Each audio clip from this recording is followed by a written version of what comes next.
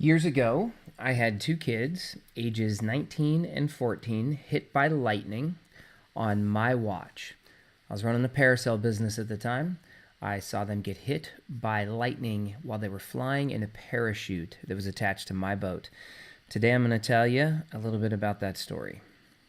Cowboy. Welcome to a daily dose of greatness quest with your host Trevor Crane, my daddy.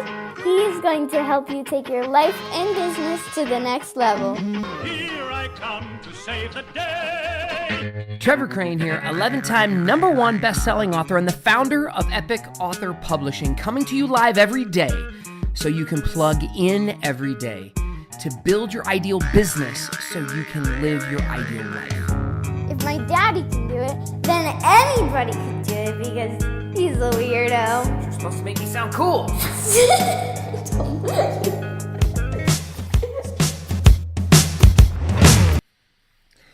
All right, this is a story that has caused me nightmares over the years, literally. I was working in my water sports and parasail business.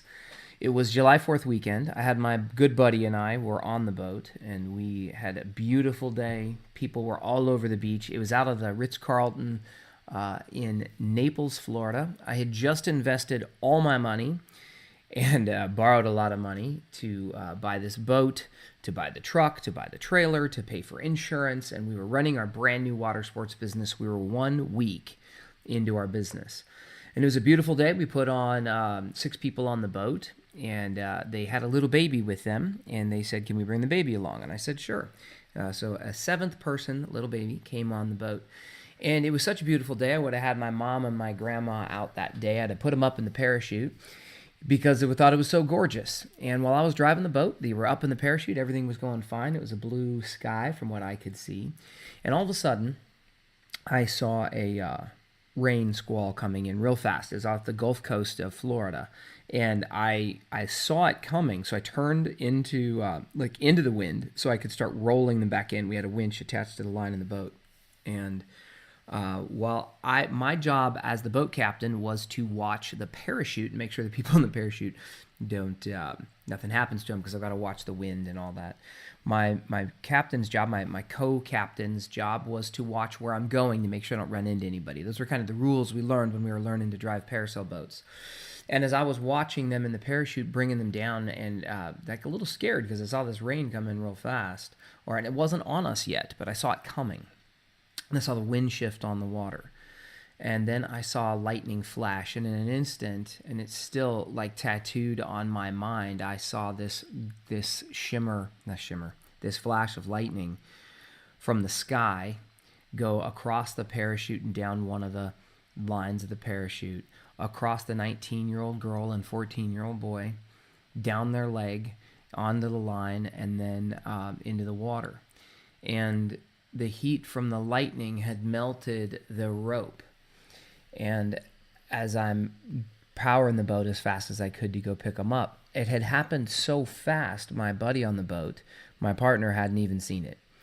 And when I pulled up to them, I had to maneuver the boat so we could get the back of the boat close to them. I was fishing 2 dead kids out of the water. Literally, the life jackets they had on were holding them up, but their faces were turned over and their water was over their face. So as far as I knew, they were dead. We went to lift them in the back of the boat. They were slippery. They were wearing bathing suits and they had sunblock on, and it was almost impossible to get them in the back of the boat. In one Herculean effort. Like I gritted my teeth and I just picked up both kids, and I picked them up somehow and put them on the back of the boat just in one swoop. Like I just freaked out.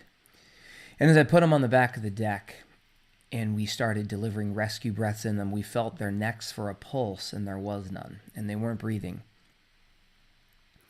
And my buddy was an EMT, and he and I started doing rescue breaths on both the 19-year-old and the 14-year-old boy. We called the Coast Guard. We called the ambulance to come pick them up. We were off the coast a little bit. We were off in the ocean.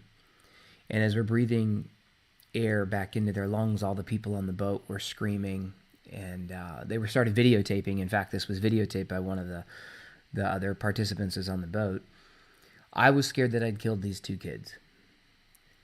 And the 14-year-old boy came awake, and it was such an amazing relief to hear that happen, to see that happen, but then at the same time he started to scream and cry that he couldn't feel his legs. And the 19-year-old didn't come back at first.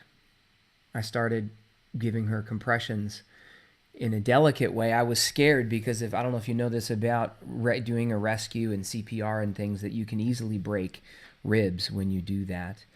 And I started to give her compressions, and my partner told me not to, and to just continue the rescue breaths. And as I did that, she finally came awake, and she couldn't move when she came awake. And I whispered into her ear what I thought was the greatest lie I'd ever told, was that she was going to be okay. Now, here's the question I have for you. The reason that I am willing to share this story, and that I've shared it with only a few audiences in the past, because it kind of brings back a lot of freaky memories, is that lightning's going to strike. You know, lightning is going to strike, maybe not physically. I hope it's certainly not going to strike you, but whenever you start something new, you know, you're going to encounter problems and challenges. And what are you going to do when that happens? Like, it's coming. If you're trying something new you've never done before, you're going to crash. Like my daughter, when she was first trying to ride a bike, like I ran alongside her for a long time. I held her up. But then at some stage, she had to ride that bike on her own. And eventually she did wreck. She did crash. And what are you going to do? Are you going to get back on the bike? Or are you going to quit?